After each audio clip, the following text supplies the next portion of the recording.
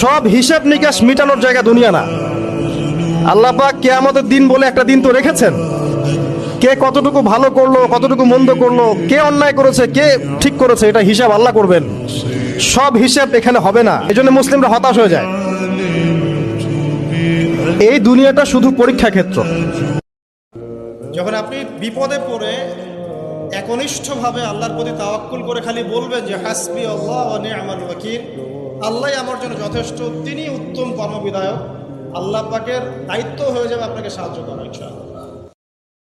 আপনার একটা সেজদা, যে সেজদা আপনি চোখের পানি ঢেলে দিয়েছেন আল্লাহর কাছে, যে আল্লাহ আমার ভুলগুলো তুমি মাফ করে দাও, আমার তওবা তুমি কবুল করো, ইনশাআল্লাহ দেখবেন ওই একটা সেজদা যদি কবুল হয়ে যায় আল্লাহ পাক আপনার সব গুনাহ মাফ করে দিবেন ইনশাআল্লাহ।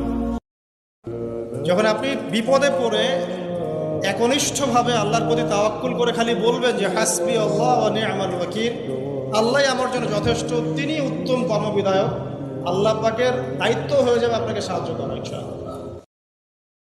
তোমরা আল্লাহ পাকের রহমত থেকে নিরাশ হয়ে যেও না। ইন্নাল্লাহা ইয়াগফিরুয যুনুবা জামিআ, আল্লাহ পাক চাইলে সমস্ত গুনাহ মাফ করতে পারেন। ইন্নাহু হুয়াল গফুরুর রহিম, তিনি হচ্ছেন পরম করুণাময়, অসীম দয়ালু। ক্ষমতার অহংকার দেখাবি না, টাকা পয়সার গরম দেখাবি না। 2 দিনের টাকার মালিক হয়ে ওর পা জমিনে লাগে না, এরকম টাকা তা ছেড়ে নেই। লাম ইয়াকুন শাইআম মাযকুরা, তোর চেয়ে বড় ক্ষমতাশীল ছিল ফেরাউন। আল্লাহ ছাড় দিয়েছে, ছেড়ে দেয় নাই, ঠিক কিনা? নমরুদরে ছাড় দিয়েছে, ছেড়ে দেয় নাই, ঠিক কিনা? আবু জাহেলকে ছাড় দিয়েছে, ছেড়ে দেয় নাই, ঠিক কিনা?